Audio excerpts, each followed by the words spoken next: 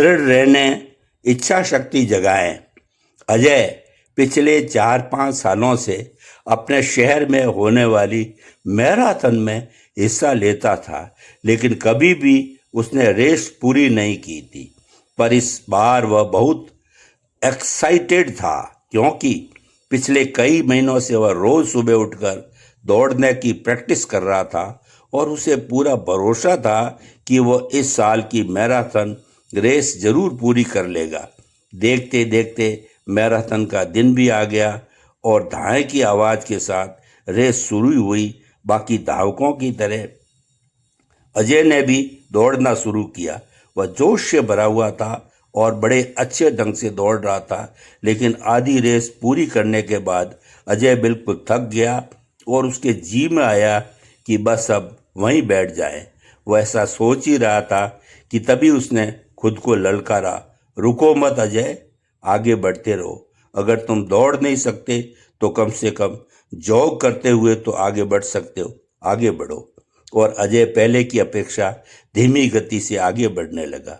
कुछ किलोमीटर इसी तरह दौड़ने के बाद अजय को लगा कि उसके पैर अब और आगे नहीं बढ़ सकते।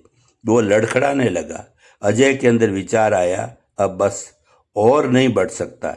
लेकिन एक बार फिर अजय ने खुद को समझाया, रुको मत अजय, अगर तुम जॉग नहीं कर सकते तो क्या, कम से कम तुम चल तो सकते हो, चलते रहो। अजय जब जॉग करने की बजाय धीरे धीरे लक्ष्य की ओर बढ़ने लगा। बहुत से धावक अजय से आगे निकल चुके थे और जो पीछे थे वे भी अब आसानी से उसे पार कर रहे थे। अजय उन्हें आगे जाने देने के अलावा कुछ नहीं कर सकता था। चलते चलते अजय को फिनिशिंग पॉइंट दिखने लगा, लेकिन तभी वह अचानक से लड़खड़ाकर गिर पड़ा। उसके बाएं पैर की नसें खिंच गई थी। तब कुछ भी हो जाए, मैं आगे नहीं बढ़ सकता, जमीन पर पड़े पड़े अजय के मन में ख्याल आया। लेकिन अगले पल ही वह जोर से चीखा, नहीं, आज चाहे जो हो जाए मैं ये रेस पूरी करके रहूंगा। मेरी जिद है, माना मैं चल नहीं सकता, लेकिन लड़खड़ाते लड़खड़ाते ही सही इस रेस को पूरा जरूर करूंगा। अजय ने साहस दिखाया और एक बार फिर असहनीय पीड़ा सहते हुए आगे बढ़ने लगा। और इस बार वह तब तक बढ़ता रहा जब तक उसने फिनिशिंग लाइन पार नहीं कर ली। और लाइन पार करते ही वह जमीन पर लेट गया। उसके आंखों से आंसू बह रहे थे। अजय ने रेस पूरी कर ली थी। उसके चेहरे पर इतनी खुशी और मन में इतनी संतुष्टि कभी नहीं आई थी।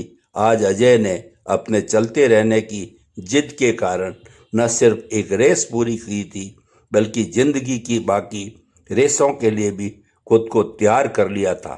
दोस्तों, चलते रहने की जिद हमें किसी भी मंजिल तक पहुंचा सकती है। बाधाओं के आने पर हार मत मानिए।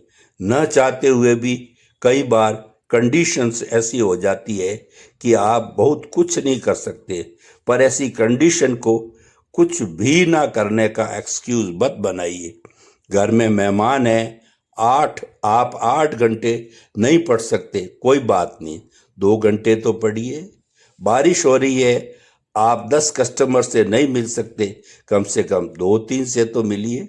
एकदम से रुकिए नहीं, थोड़ा थोड़ा ही सही आगे बढ़ते रहिए। और जब आप ऐसा करेंगे तो अजय की तरह आप भी अपनी जिंदगी की रेस जरूर पूरी कर पाएंगे और अपने अंदर उस खुशी, उस संतुष्टि को महसूस कर पाएंगे जो सिर्फ चलते रहने की जिद से आती है।